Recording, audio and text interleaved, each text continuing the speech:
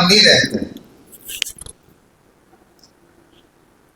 آج کے اس پروگرام جو مدرسہ عربیہ مخزن العلوم کی اس وسیع مسجد کے اندر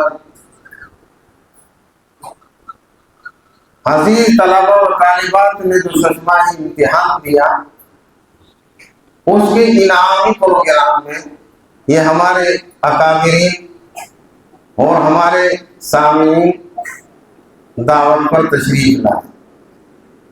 تو ہمارے حضرت مولانا انور صاحب تشریف لا چکے ہیں، اور اسی طریقے سے ہمارے حضرت مولانا عبدالرؤف صاحب امام شاہی جامع مسجد گنگیرو، جو الحمدللہ مفسر قرآن ہیں، اور ایک مرتبہ انہوں نے قرآن کریم کا تفسیر سنا دی اہل گنگیرو کو۔ اس کے بعد بڑا اہم پروگرام ہوا، علماء کرام تشریف لائے، اور انہوں نے ان کی ہمت کو، ان کے حوصلے کو مبارکباد دی۔ عمر سے کم ہے لیکن علمی صلاحیت زبردست ہے۔ اس کے بعد قرآن کریم کی تفسیر کے بعد انہوں نے پھر مشکات شریف، یہ بخاری شریف، مشکات شریف جو عالمیت کی بڑی اہم کتاب ہے، پھر اس کی تفسیر، اس کا سمجھانا، وہ بھی مکمل کتاب گویا کہ پڑھائی انہوں نے۔ اور اب تیسری کتاب چل رہی ہے، اور ہفتے میں ایک دن تفسیر ہوتی ہے قرآن کریم کی۔ بہرحال مولانا عبدالرؤف صاحب مدد اللہ علیہ جو ہمارے امام الخطیب ہیں شاہی جامع مسجد گنگیرو کے، وہ بھی تشریف فرما ہے۔ بہرحال یہ ہماری شخصیات یہاں موجود ہیں۔ اسی مدرسے کے روح رواں بڑی خدمت کی بہت دنوں تک، اور آج بھی الحمدللہ اس مدرسے کی خدمت کے لیے شب و روز تیار ہے۔ میرے استاد زادے ہیں حضرت قاری محمد ناصر صاحب زید حسناتی کو، وہ بھی تشریف فرما ہیں۔ بڑا فیض ان کا اور بڑی برکتیں مدرسے کو حاصل ہیں۔ بہرحال وہ بھی اس وقت یہاں تشریف فرما ہے۔ اور ہمارے پیر طریقت، شیخ طریقت حضرت مولانا صوفی عبدالرشید خان صاحب دعوت برکاتہ العالیہ، جو کئی بزرگوں کے خلیفہ ہیں، اور دیکھنے سے آپ یہ محسوس کریں کہ یہ تو بہت سیدھے سادے بھولے والے ہیں، لیکن اللہ نے ان کو کتنا کمال سے نوازا، کتنی علمی اور کرامتوں سے نوازا ہے۔ انہوں نے بھی اپنی کمزوری کے باعث دعوت کو قبول فرمایا، اور چند منٹ میں انشاءاللہ وہ بہت قریب آپ کے تشریف لا رہے ہیں۔ انشاءاللہ ان کی بھی زیارت سے، ان کے فیض سے آپ فیض یاب ہوں گے۔ بہرحال خوش قسمتی اور سعادت مندی ہے کہ ہمارے اکابرین ہماری ناقص دعوت پر تشریف لا رہے ہیں اور لا چکے ہیں۔ اگرچہ اور حضرات کو بھی دعوت ہے، ہمارے وقت کے چیئرمین نجم الاسلام صاحب، انہوں نے بھی 11 بجے کا وعدہ کیا تھا، وہ بھی انشاءاللہ تشریف لے آئیں گے، اور بھی معزز شخصیات انشاءاللہ آپ کے یہاں پہنچنے والی ہیں، اور جو اہم شخصیت ہے وہ سب آ چکی ہیں۔ میں حضرت مولانا عبدالرؤف صاحب سے درخواست کروں کہ وہ تشریف لائیں اور اس پروگرام کو آپ تکمیل تک پہنچانے میں اپنی صلاحیت کا مظاہرہ فرمائیں۔ حضرت مولانا عبدالرؤف صاحب مفسر قرآن، امام شاہی جامع مسجد گنگیرو، یہ لے لو، چالو ہے۔ چند باتیں بتا دوں کہ ماشاء اللہ ہاں لے لیں گے ساتھ، آپ بھی فرمائیں گے۔ پھر تو بچوں کو پروگرام ابھی کرا دیں گے۔ یہ بس یہ بھی ادبی ہے محلہ میں۔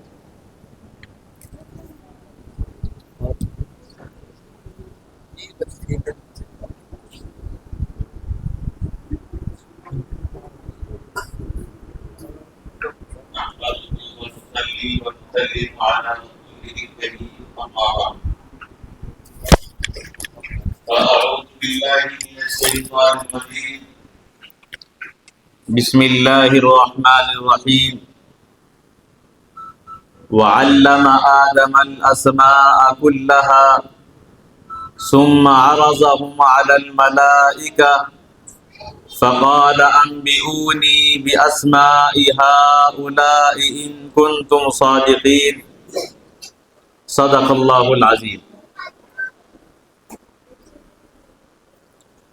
وقال النبي صلى الله عليه وسلم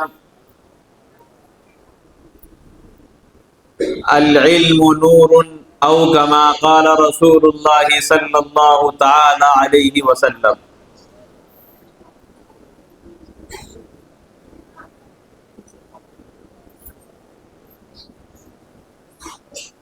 اکابرین امت اس مجلس میں الحمدللہ تشریف فرما ہے. جناب حضرت صوفی عبد الرشید خان صاحب مدظ اللہ العالی صاحب نسبت بزرگ الحمدللہ یہاں تشریف رکھتے ہیں. اسی طرح ہمارے مخدوم و مکرم میرے بہت ہی کرم فرما حضرت مولانا شاہ محمد انور صاحب کاندلوی دامت برکاتہم و فیوزہم تشریف فرما ہے. آپ الحمدللہ نمونہ اسلاف ہیں. ان اکابرین امت کی موجودگی میں گفتگو کرنا یہ بہت ہی بڑی جسارت کی بات ہے، لیکن مدرسہ مخزن العلوم کاندھلا کے ناظم اعلیٰ جناب قاری محمد اکبر صاحب دامت برکاتہم کے حکم پر میں کچھ کہنے کی جسارت کروں گا. اللہ تعالیٰ مجھے معاف فرمائے اور صحیح بات کہنے کی توفیق عطا فرمائے. سامعین، یہ آج کا پروگرام طلباء کے درمیان انعام تقسیم کرنے کا ہے جو ان کے علمی معیار کے مطابق ہے. مدارس اسلامیہ جو دارالعلوم دیوبند سے مربوط ہیں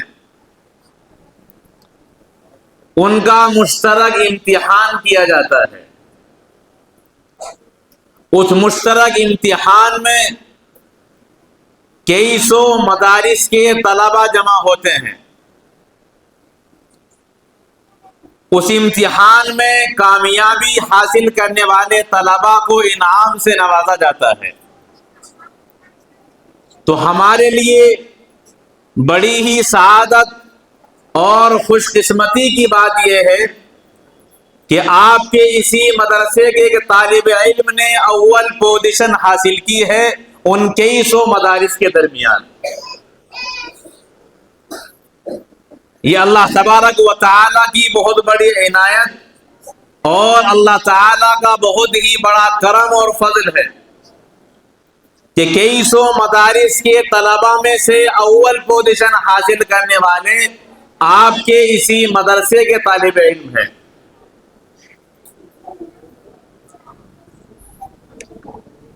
مدارس اسلامیہ عربیہ جو رابطہ مدارس اسلامیہ مربوط ہیں دارالعلوم دیوبند سے، تو رابطے ہی کی طرف سے انہیں کچھ خاص انعام دیا جاتا ہے جو یہاں مدرسے میں الحمدللہ اس طالب علم کے لیے پہنچایا گیا. تو وہ اور اس کے علاوہ جو اور طلباء نے یہاں مدرسے میں رہتے ہوئے امتحان دیا، کامیابی حاصل کی، ان کے لیے بھی مدرسے کی جانب سے خاص نظم رکھا گیا جو انشاءاللہ العزیز آپ کے سامنے پیش کیا جائے گا اور طلباء کی حوصلہ افزائی کی جائے گی. تعلیم اور تعلیم پر انعام دینا، یہ قرآن کریم سے الحمدللہ ثابت ہے۔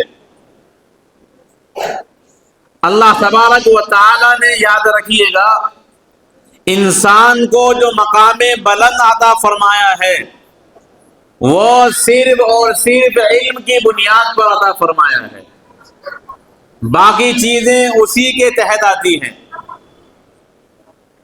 اللہ تبارک و تعالی قرآن کریم کے پہلے ہی پارے میں ارشاد فرماتے ہیں وَإِذْ قَالَ رَبُّكَ لِلْمَلَائِكَةِ إِنِّي جَاعِلٌ فِي الْأَرْضِ خَلِيفَةً، کہ میں زمین کے اندر اپنا خلیفہ بنانے والا ہوں۔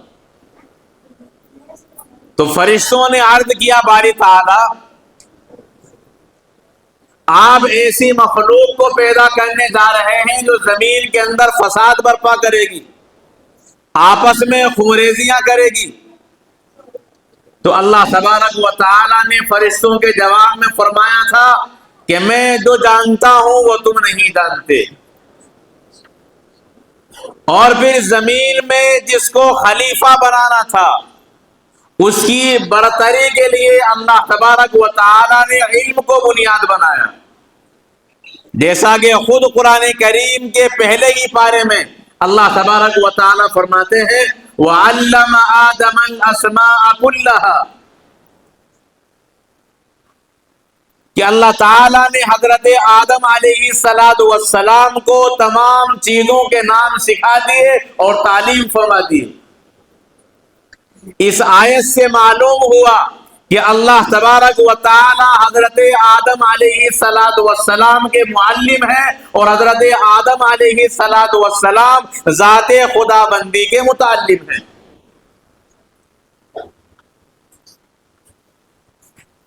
تمام اسما کے نام سکھانے والی ذات اللہ کی ہے اور سیکھنے والی ذات حضرت آدم علیہ السلام کی ہے۔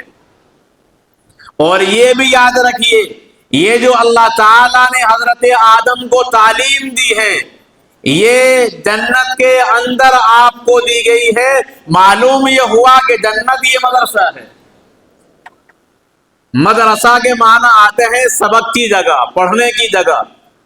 تو حضرت آدم علیہ السلام کو پیدا کرنے کے بعد، آپ کی تخلیق کے بعد اللہ تبارک و تعالی نے جنت کو مدرسہ بنایا اور اس میں اللہ تعالی نے خود تعلیم دی اور وہ تعلیم حاصل کی حضرت آدم علیہ السلام نے جو ابو البشر ہیں۔ تو معلوم یہ ہوا کہ علم مدارس کا جو سلسلہ چلا ہے وہ جنت سے چلا ہے۔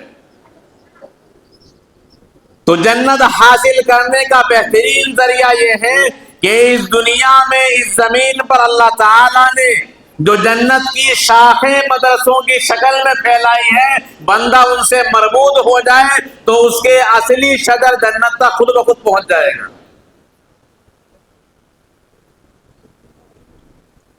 بہرحال اللہ تبارک و تعالیٰ نے حضرت آدم علیہ السلام کو تمام چیزوں کے نام سکھائے اور پھر وہ تمام اشیاء جو دنیا میں استعمال ہونے والی تھی ان کی خصوصیات بھی آپ کو سکھائی گئی۔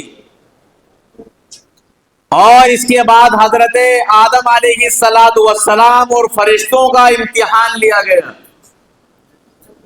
اللہ تبارک و تعالی نے فرشتوں کو حکم دیا کہ ان چیزوں کے نام بتاؤ، انبئونی باسماء ہؤلاء، لیکن فرشتے وہ تمام چیزوں کے نام اللہ تبارک و تعالی کے سامنے بیان نہ کر سکے۔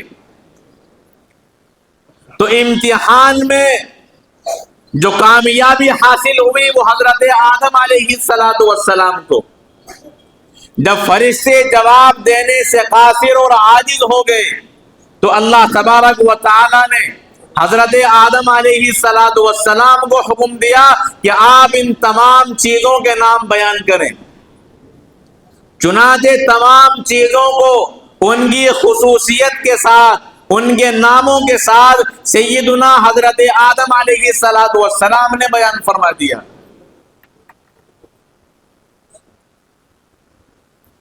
تو گویا اللہ تعالیٰ نے پہلے تعلیم کا آغاز کیا اور تعلیم دینے کے بعد پھر امتحان لیا، اور امتحان میں حضرت آدم علیہ السلام کو کامیابی حاصل ہوئی، اور پھر اس کامیابی پر اللہ تعالیٰ نے انعام دیا جو قرآن کریم کے اندر خود بیان کیا گیا۔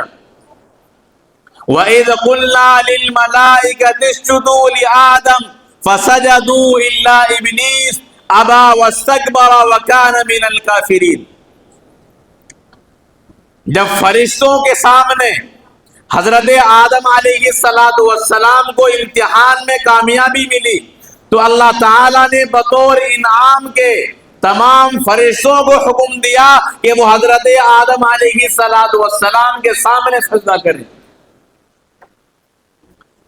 اللہ تعالیٰ فرماتے ہیں کہ تمام فرشتوں نے حضرت آدم علیہ السلام کو سجدہ کیا سوائے ابلیس کے۔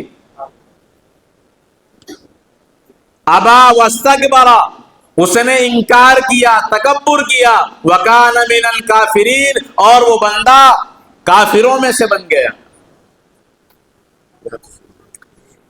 بہرحال تفسیر بہت طویل ہے، مجھے اس آیت کریمہ سے عرض یہ کرنا ہے کہ سب سے پہلا مدرسہ جنت ہے، اور اس جنت کے معلم، سکھانے والے استاد اللہ تبارک و تعالی ہیں، سیکھنے والے حضرت آدم علیہ السلام ہے، اور پھر امتحان جب ہوا تعلیم کے بعد تو امتحان میں کامیابی حاصل کرنے والے حضرت آدم علیہ السلام ہیں، اور امتحان میں کامیابی پر اللہ تعالیٰ نے جو انعام دیا وہ ہے فرشتوں کا حضرت آدم کو سجدہ کرانا۔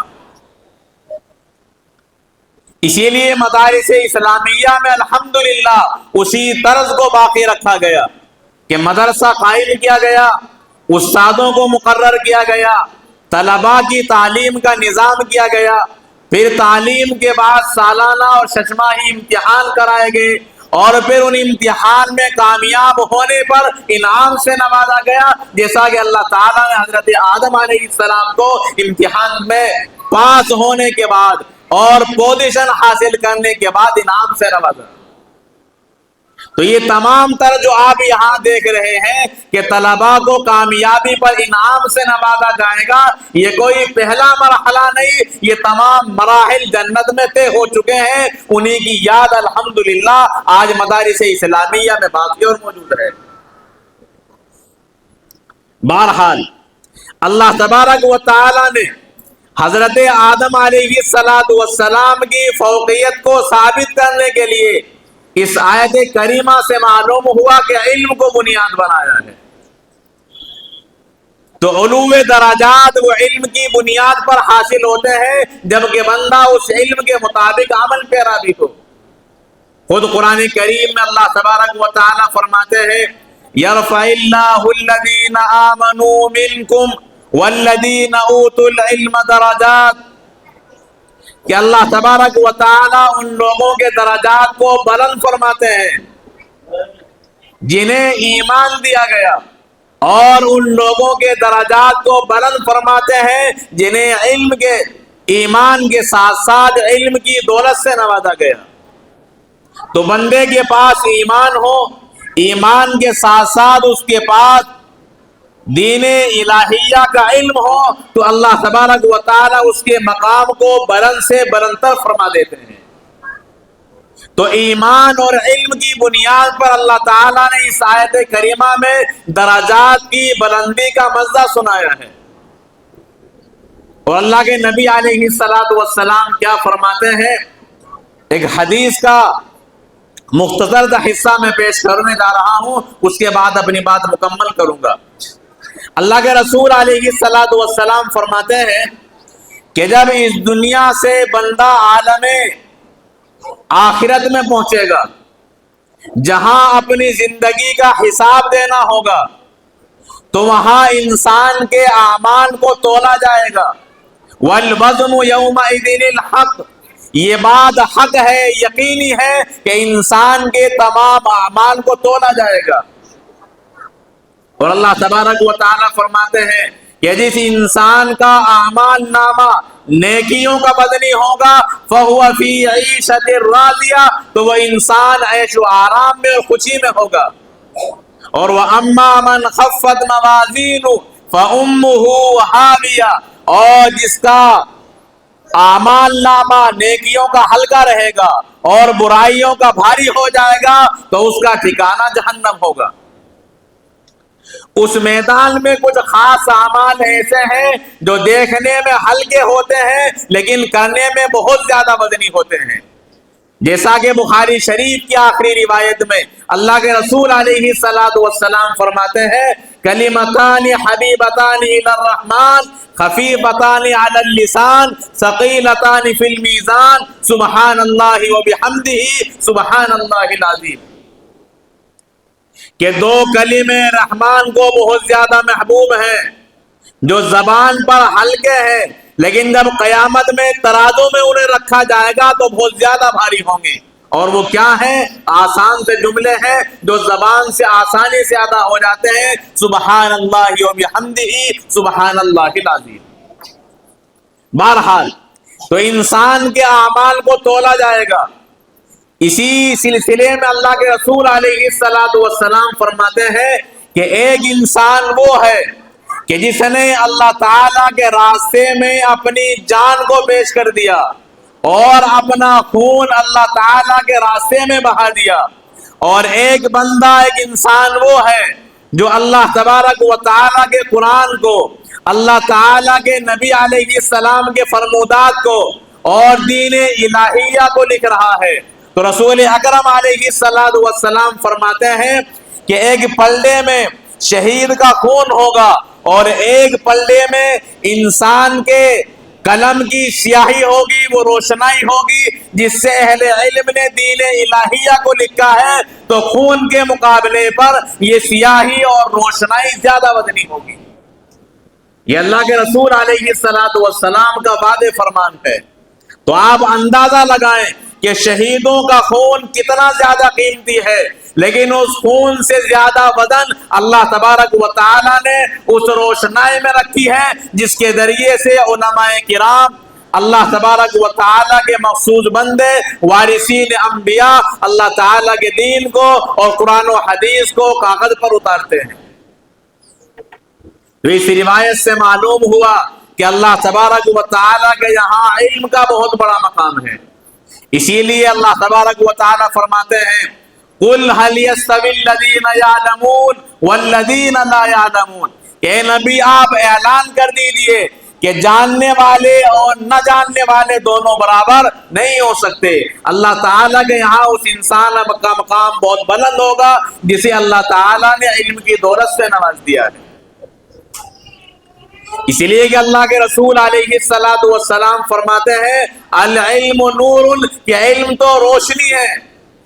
علم کو اللہ کے رسول علیہ السلام نے نور فرمایا ہے.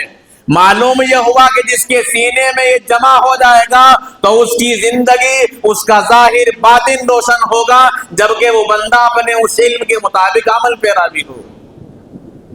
اس لیے کہ جو بھی فضائل آتے ہیں ان کا فضیلت کا مدار وہ صرف اور صرف عمل ہوتا ہے. تو بندے کے پاس علم ہو اور علم کے مطابق اس پر عمل بھی ہو تو اس بندے کا ظاہر بھی روشن ہوگا، اس بندے کا باطن بھی روشن ہوگا، اور اتنا روشن ہو جائے گا کہ پوری دنیا اس سے منور اور فیضیاب ہو جائے گی. جیسا کہ اللہ تبارک و تعالیٰ نے نبی آخر الزمان محمد الرسول اللہ صلی اللہ علیہ وسلم کو اس دنیا کے اندر معلم بنا کر کے بھیجا، اور اس کائنات میں آپ کو سب سے زیادہ علم دیا گیا. اسی لیے اللہ کے نبی علیہ السلام کے ذریعے سے اللہ تعالیٰ نے پورے عالم کو منور اور روشن فرما دیا ہے. سورج کی روشنی آپ کے نور کے مقابلے پر بہت ہی کم ہے، کوئی حیثیت نہیں رکھتی. بہرحال علم کو اللہ تبارک و تعالی نے اور اللہ کے رسول علیہ السلام نے رفع درجات کا ذریعہ بتایا ہے.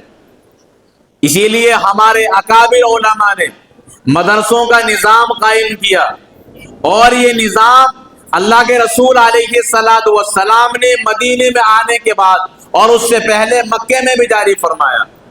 مکے میں دار ارقم میں نبی کریم علیہ السلام نے تعلیم کے آغاز کیا، اور مدینے میں آنے کے بعد جب مسجد نبوی تعمیر کی، وہیں صفا کے مقام پر رسول کریم علیہ السلام نے تعلیم کا سلسلہ جاری فرما دیا۔ اور جس طرح آج مدارس اسلامیہ میں کچھ طلبہ ایسے ہوتے ہیں جو دن رات مدرسے میں رہتے ہیں، ان کے کھانے پینے کا نظم مدرسے ہی کے اندر رہتا ہے، اسی طرح مدینہ المنورہ میں جو اصحاب صفا، جو اللہ کے رسول علیہ السلام کے خاص طلبہ تھے، ان کا نظام بھی اسی صفا کے مقام پر کیا جاتا تھا۔